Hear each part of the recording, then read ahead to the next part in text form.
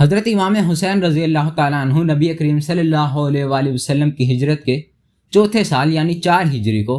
ایک روایت کے مطابق 5 شعبان اور ایک روایت کے مطابق 3 شعبان معظم کو مدینہ منورہ میں پیدا ہوئے۔ آپ کا جو تاریخ وصال ہے، جیسا کہ آپ جانتے ہیں، 10 محرم الحرام 61 ہجری، اگر عیسوی کے اعتبار سے دیکھیں تو 9 جنوری 630 عیسوی، اور تاریخ شہادت اگر دیکھیں تو 10 اکتوبر 680 عیسوی بنتی ہے۔ اس حساب سے آپ کی عمر مبارک 57 برس بنتی ہے، اور ہجری کے حساب سے آپ کی عمر مبارک 55 برس بنتی ہے۔ اب ہم حضرت حسین رضی اللہ تعالیٰ عنہ کے خاندان کی طرف آتے ہیں۔ حضرت حسین رضی اللہ تعالیٰ عنہ حضرت علی المرتضیٰ رضی اللہ تعالیٰ عنہ اور حضرت فاطمہ الزہرا رضی اللہ تعالیٰ عنہ کے لخت جگر ہیں۔ حضرت فاطمہ الزہرا رضی اللہ تعالیٰ عنہ تو آپ کی حقیقی والدہ ہیں، اس کے علاوہ آپ کی 8 ستیلی مائیں بھی تھیں۔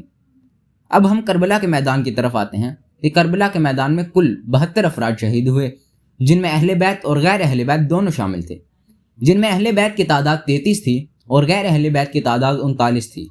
جن میں اہل بیت میں حضرت علی کے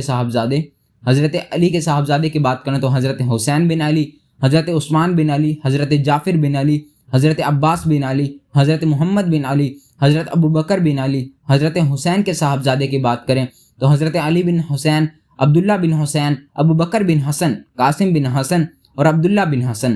حضرت مسلم بن عقیل کے بیٹے عبداللہ بن مسلم بن عقیل، محمد بن ابو سعد بن عقیل، حضرت مسلم بن عقیل کے بھائی جعفر بن عقیل، عبد الرحمن بن عقیل، عبداللہ بن عقیل، جعفر تیار کے 2 صاحبزادے اون بن عبداللہ بن جعفر، محمد بن عبداللہ بن جعفر۔ اب اگر غیر اہل بیت شہداء کی بات کریں، ان میں جو نمایاں نام ہیں حضرت حبیب بن مظہر رضی اللہ تعالیٰ عنہ اور زہیب بن علی عقیل رضی اللہ تعالیٰ عنہ، جنہیں نہیں قتل کیا گیا، ان میں حضرت حسن کے صاحبزادے حضرت علی بن حسن، جن کو علی اصغر بھی کہا جاتا ہے، حسن بن حسن اور عمر بن حسن، یہ تو وہ تھے جن کو شہید نہیں کیا گیا، اور یہ ان کے نام تھے جو کہ غیر اہل بیت اور اہل بیت میں سے میدان کربلا میں موجود تھے۔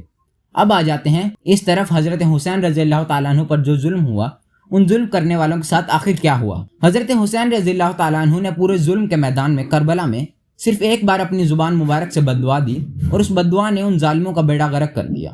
اور وہ بددعا اس وقت دی جب آپ دریائے فرات کے کنارے پانی پی رہے تھے، تو ایک بدبخت نے آپ پر تیر چلایا اور آپ کو پانی تک نہیں پینے دیا،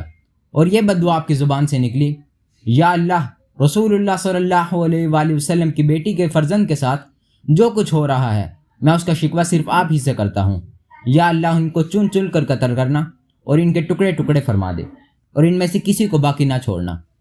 اب آتے ہیں حضرت حسین رضی اللہ تعالیٰ عنہ کے قاتلوں کی طرف۔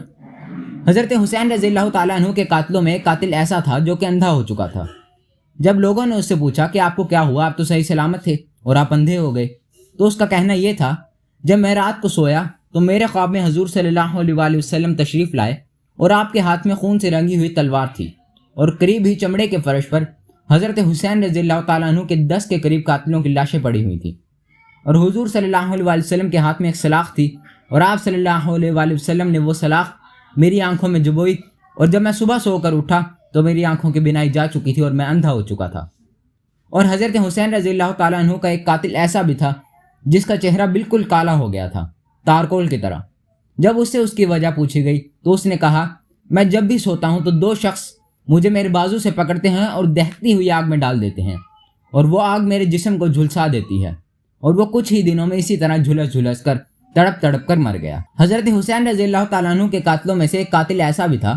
جو کہ زندہ آگ میں جل گیا۔ ایک شخص نے اس کی دعوت کی کہ مجلس میں ذکر چلا کہ حضرت حسین رضی اللہ تعالیٰ عنہ کے قاتلوں کو دنیا ہی میں سزا مل گئی، تو اس شخص نے کہا، یہ بالکل غلط بات ہے، میں بھی حضرت حسین رضی اللہ تعالیٰ عنہ کے قاتلوں میں ملوث تھا، مجھے تو کوئی سزا نہیں ملی، اور بڑے ہی غرورانہ انداز میں اپنے گھر کی طرف چلا گیا۔ چراغ کا زمانہ تھا، جب رات کو چراغ ٹھیک کر رہا تھا تو چراغ سے اس کے کپڑوں میں آگ لگی، اور ایسی لگی کہ اس کے چہرے کو اور پورے جسم کو کوئلہ بنا دیا۔ امام سیدی لکھتے ہیں کہ میں نے خود جا کر اس کے جسم کو صبح کوئلے کی طرح جلا ہوا دیکھا۔ اگر آپ کو میری ویڈیو اچھی لگی ہو تو لائک، شیئر اینڈ سبسکرائب ضرور کیجیے گا۔ اسی کے ساتھ مجھ کو اجازت دیجیے، اللہ حافظ۔